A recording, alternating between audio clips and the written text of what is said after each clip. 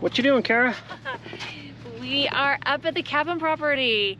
We've gotten so much snow this last week. You can tell behind me the snow drifts are taller than I am high. So I'm getting the Jeep out and gonna see if we can get to the cabin and hopefully not get stuck. A few weeks ago, my parents came up and they actually got the Jeep stuck.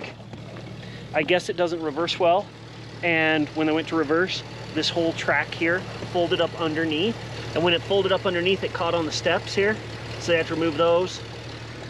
It was a huge process because to jack this thing up in the snow was just ridiculous. So we're hoping, fingers crossed, that we don't have that situation.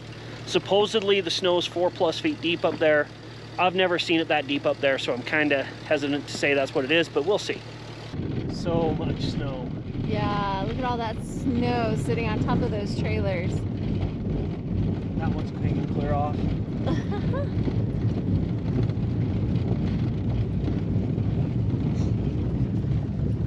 Hopefully those trailers have a little framework up in the roof. Yeah, we collapsed one before. Or my dad's old box one collapsed. Yeah, they do. They totally collapse in. Rough road.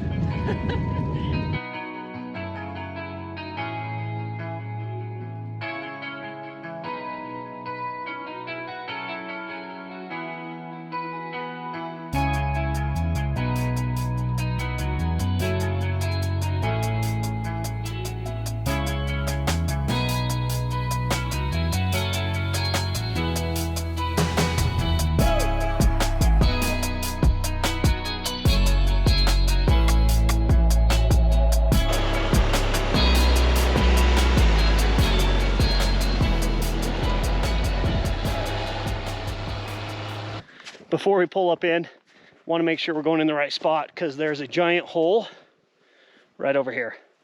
This is where they got stuck a few weeks ago, and I do not want to fall in that hole. You can't make a wide I think enough. If we come wide, I know. and then up, wide enough though. That's but if the we thing. fall in that hole, we're in deep. We'll be stuck again too. Yeah. Well, there's a lot of snow.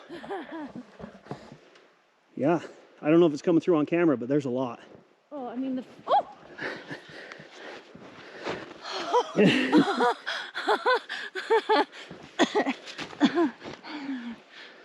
How deep was that? Pretty deep. Top of my, over my knee plus. Yeah. You can probably see why this is our favorite time of year up here. This is awesome. As long as we don't get stuck.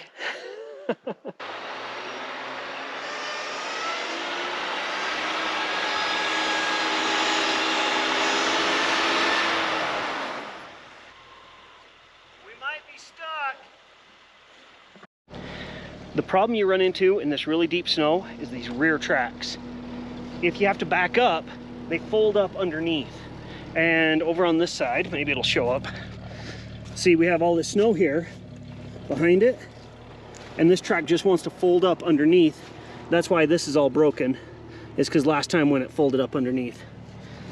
But I'm gonna try to clear out the snow behind before I back up anymore so it doesn't have that happen, because I do not want to get stuck. You can see how much this one's already folded down this direction. Dug around this back track a little bit, hoping that it'll come up on top. I do have some traction pads I'll put out, because this one's still pretty good, as you can see, but that other one sunk.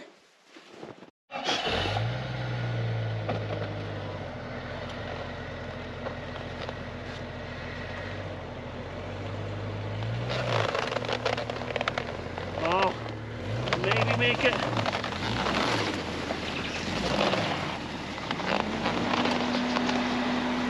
Well, at least back on the main road. Now I'm going to pull forward and see if I can pack it down, just nice and easy. I'm not going to try to make it up the hill, or else we're going to be digging a whole bunch more. If you didn't hear that, he's just going to pack this down a little bit more. He's not really wanting to attempt to do the hill at this time with all this snow. Yeah, with just the two of us. like we said. Yep, it did it. I mean, that was only barely backing up.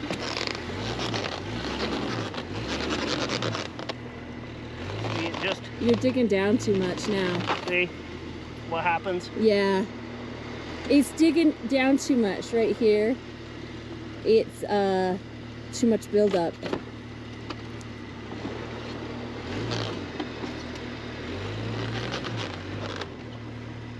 Well, back to shoveling. Good thing they just bought these traction pads after their last time getting stuck. My thought is put one behind and one in front. And I'll try to pull up on it to get the track kind of flat and then come back. I'm worried that if I just keep on reversing, it's just going to keep on tilting that track. But in the end, I don't know. Maybe we'll have to call Matt's off-road. We're 5 feet off the road. Can you come tow us out? That'd go well. Try one of these traction pads, see how it works. Never used these before. They look pretty good though. I don't know, we'll see.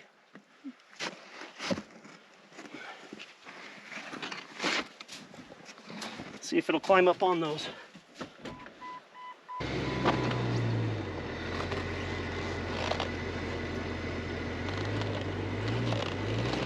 Nope, it's just gonna push it.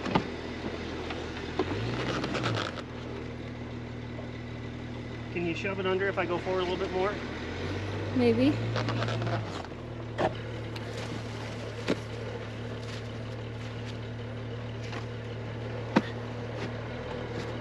Okay, try that.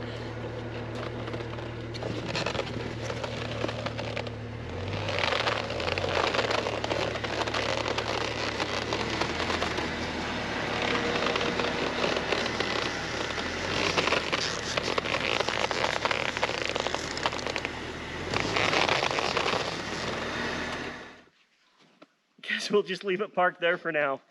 I don't know what to do. It just keeps on sinking right here. Not gonna make it up any farther. I guess we finally found the limits of these tracks. Maybe if it had rear lockers, it would keep that back track spinning, because it seems like that back track just stops. Maybe it's giving all the momentum to the other and it just rotates that other one up in. I don't know. I'm not a mechanic. Maybe we need to take it down to Do It Bro and have them put lockers on it. Ronnie, comment below. Can you put lockers on the Jeep? I'm sure he can, but does he have time? And if you have time, let us know, because we can't have this getting stuck all the time. No reason to be up here shoveling, digging out. That's not why we have it. If it's not gonna work, we'll have to go a different route. Even though it's super nice having the heater and cab and all that stuff. It did get us this far. It did, yeah. It's not a complete failure, but that is a weak point when that rotates up underneath. And you can see that the track's not even spinning. It's just stopped and it just grrk. But let's get in the cabin. Once I dig everything out so we can actually turn stuff on, because all the vents are covered. Ooh. I don't know if you caught that. That was a lot of snow. That was cool. One reason you never stand underneath a metal roof. That stuff will kill you. Or park there either. Or park there. We parked the Razor there years ago. In the middle of the night, we heard that whoosh and then a crunch. Came out, whole windshield gone. Yeah. Live and learn. Before we can get anything going in the cabin, we have to dig out back here to make sure all the furnace vents are venting and not blocked with snow. And over on this side, which, holy crap, a lot of snow. Over on this side, the hot water heater vents out the side here. It's like 6 feet up, but it's still covered. So I need to dig down and find where that's at and get it uncovered. And I'm going to try to dig as much as possible out right now, because all the snow is slid off the roof. So I don't have to worry about that sliding down on me while I am underneath it. I was a little bit worried about that, but I don't know if that's showing up, but all the snow slid off, so I don't have to worry about getting crushed. Thank goodness.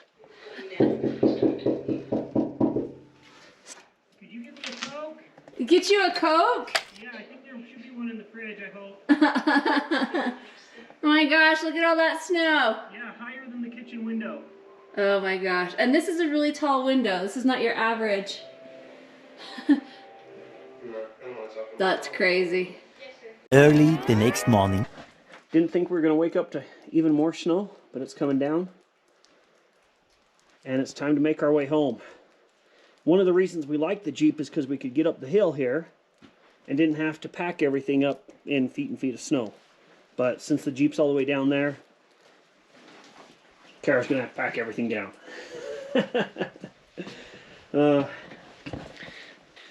It just makes it a little bit more difficult getting in and out of the cabin when you're packing stuff in this deep snow.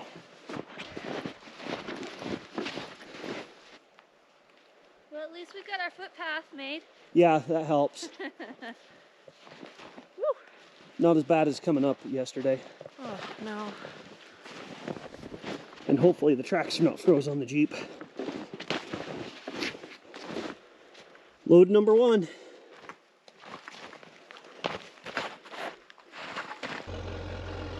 Last trip.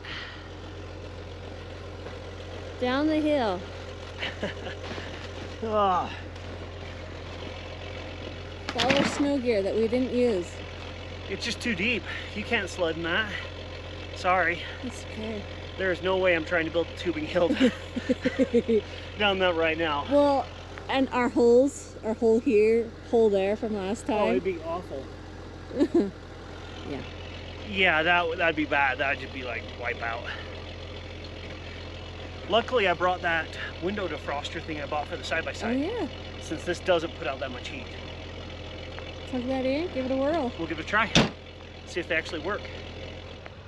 Back down at the truck, and I guess the question is the Jeep a success or a failure, or a win or a loss? I don't know. It hauls us up and down the cabin, what, 20 times a year? I don't know what the best option is, but I think we've found the limitation for its current setup. People have made several options in getting themselves up and down to their cabins. Jesse getting ours put away into storage. I really should take a little walk up here and show you what other options people have made. This is what we call the boneyard. Just winter storage with everybody's toys. This thing. Little Peterbilt on tracks. Here's a Durango version with the tracks. Be interesting to chat with them about. It would be nice to hear what they have to say if they've had similar experiences. I think there's a different track kit, but they're all pretty similar. Maybe this is the ticket here, Kara. We already have the Can-Am. I was gonna say we're already halfway there. But that's a pretty cool looking unit. I really like how much longer on these side-by-sides the tracks are back here. So you're getting way more flotation, but that's not gonna pitch under, I don't think. Oh yeah. Do you see what I'm saying? I don't know what's the best option for wintering at the cabin. Maybe we should just go back to what we were doing with the snowmobiles. But then we had those years there wasn't enough snow and we kept overheating them. It's just money, right? Just have one of each, I guess. One of each. Yeah. Comment below what you think. What option would you do if you were putting in the money to get up and back to your cabin, that sort of thing? We aren't going to go bahaing it out through, you know, some meadow in the snow, all that stuff, because we don't like digging out that much. As always, thanks for watching. Like, subscribe, all those sort of things. We really appreciate it. And as always, enjoy your weekend. What you doing with your radar gun? It's the little heater I bought to defrost the windshield, but holy crap, it is a POS. Just, it barely pushes any heat. What a waste of 20 bucks, but sometimes you win, sometimes you lose.